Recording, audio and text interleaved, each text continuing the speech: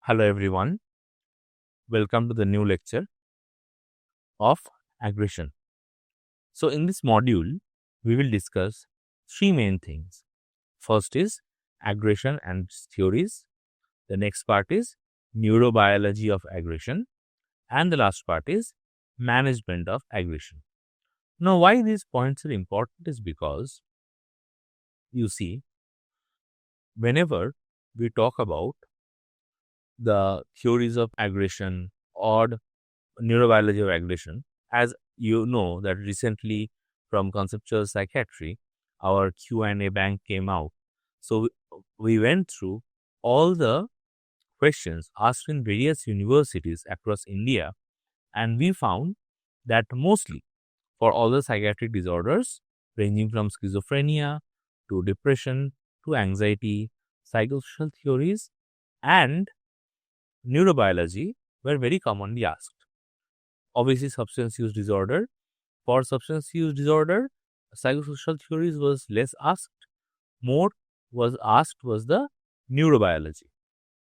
Now, for suicide and aggression, questions were there in some universities on neurobiology of aggression or psychosocial theories of aggression, which is more important. Neurobiology of aggression is relatively less important, but again, it is very important to understand how we can manage such a patient, because management of an aggressive patient is a very commonly asked question and it is very important in clinical scenario as well.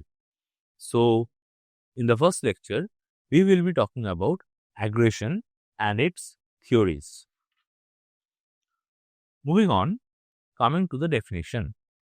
So, in the first part, in the introduction part of the definition, as we can see that in 1980s, Schaffer gave the definition of aggression as verbal or physical attack on any living creature or thing. Verbal or physical attack on any living creature or thing. Why the thing? Because two ways you can see this. Number one, we have seen in real life and also in movies that there are some people who, when they get angry, they start breaking household items or they start breaking things. Very iconic scene in a Hindi movie called Udan, that the boy, who the protagonist was there, he was very angry and he took out his anger by breaking the windshield of his father's car. So that is also aggression directed towards the thing. Now, the other part is that in our clinical practice, we also get such patients. Suppose a patient who is having some dissocial or antisocial traits or borderline traits, they will show this kind of impulsive behavior where they are quick to get angry and they destroy properties or household items. We get patients or children with, especially in oppositional defiant disorder, ODD or conduct disorder, what they do is they destroy the household items and all this. Similarly, even in patients with SMIs, that is severe mental illnesses, we find that suppose a patient with schizophrenia presenting to us with disorganization symptom, you will often find that they complain, the attendants complain that the patient has been destroying household properties or others' properties, or sometimes they are brought in by the police, by an escort, police escort, saying that this patient has been destroying public property. So that is also aggression. So I hope that that part of the definition is clear. Now, as time evolves, various other concepts come into play and definitions are also evolving. So out of all these names, I will just ask you to try to remember name of Bushman and Berkowitz, especially Berkowitz, because later we will be talking about Berkowitz in the psychosocial theories part. Now, if you look into this definition says that human aggression is any behavior directed towards another individual and is carried out with the proximate or immediate intent. So the intent must be there. Intent to harm that other person, and the other person must be sufficiently motivated to avoid it. So there is an intent to harm and motivation to avoid such behavior. Why this came into effect? Because suppose, for example, a person is having masochistic tendencies, or a person has masochism, and the person likes to be humiliated or being verbally humiliated or getting beaten. So in such kind of masochistic people, this does not apply. So they have just changed a little part of the definition, but the core of the things remain constant, that it is physical or verbal harm or injury that is done to someone with the intent of causing immediate harm to that person, and the other person must be sufficiently motivated to avoid it. Okay. Now, this definition is important because sometimes the aggression is towards a person when the person who is aggressive becomes frustrated, and this we will talk about in one of the theories by John Dollard. Okay, that is theory of frustration conflict hypothesis. We will talk about the different types of aggression. So, what are the different types of aggression? First is hostile aggression.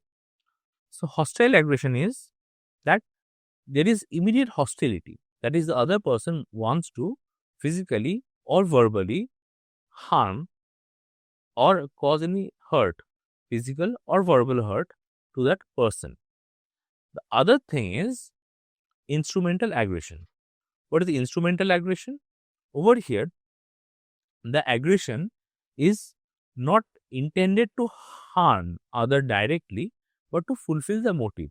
For example, in a rowdy classroom, when the class teacher enters, what is the most common thing that the class teacher says?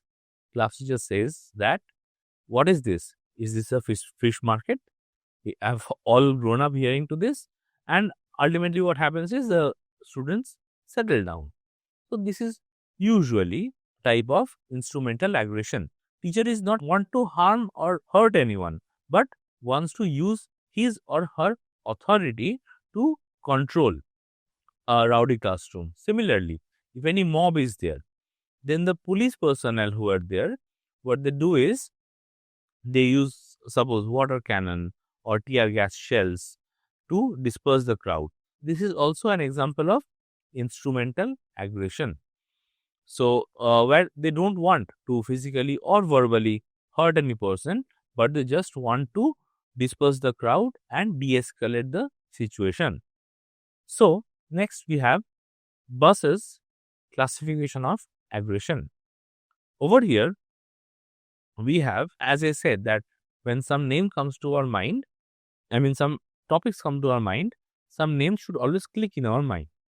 Like, for example, when we talk about the complexes or the archetypes, the name of Sigmund Freud and Carl Jung comes to our mind. When the name of object relations theory comes to our mind, the name of Melanie Klein definitely comes with it. When the topic of defense mechanisms come to our mind, the name of Sigmund Freud, Anna Freud, Melanie Klein, and then Wayland comes to our mind. So similarly, when it comes to aggression, the only important name that I wanted to remember is over here, Buss, because he did extensive research on aggression and developed something called Buss-Perry Aggression Questionnaire. Now, this is very useful in research because I myself, during my residency, have utilized this Buss-Perry Aggression Questionnaire, and my topic of this was during residency was a study on personality profile, aggression, impulsivity among police personnel. So I went to police personnel with such questionnaire, big questionnaire, and I had to interview them. Needless to say that there were several hurdles to the study, next slide I will be showing the classification, and you can guess what kind of hostility I faced. So, coming to the part of classification, the bus classification of aggression. So, again, it is very simple and divided very symmetrically and systematically. That is physical, verbal. In physical, we have active, passive, verbal again, active, passive.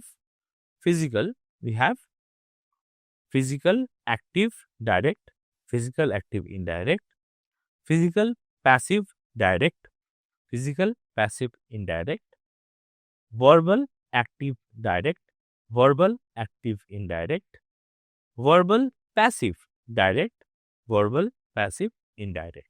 So, with example, I hope that all these things will be pretty clear. First is physical, active, direct. So, this entire thing is like a spectrum, okay? So, this being the most to least. This is more sublime, okay? So, first is physical, active, direct aggression. What is that? I take a knife, I go out and kill someone. Physical, active, direct. Next is physical, active, indirect. What is that? I am hiring someone to kill someone or harm someone. Physical, active, indirect. That is, my active participation is there. Next is physical, passive, direct. What is that?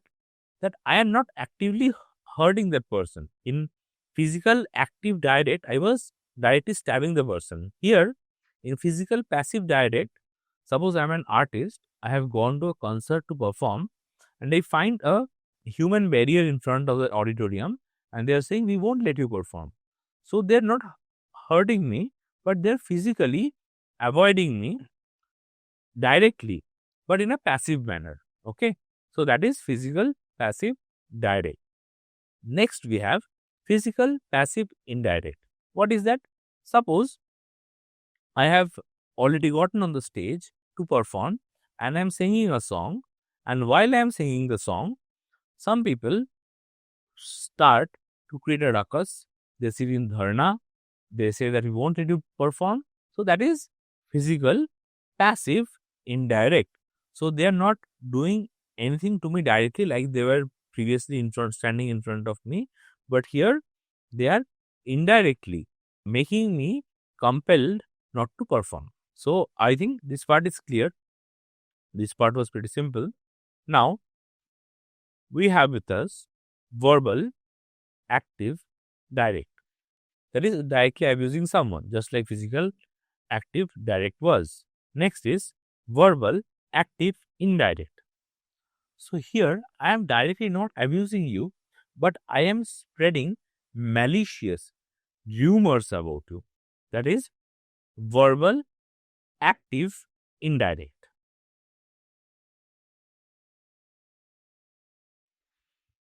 Verbal, active, indirect.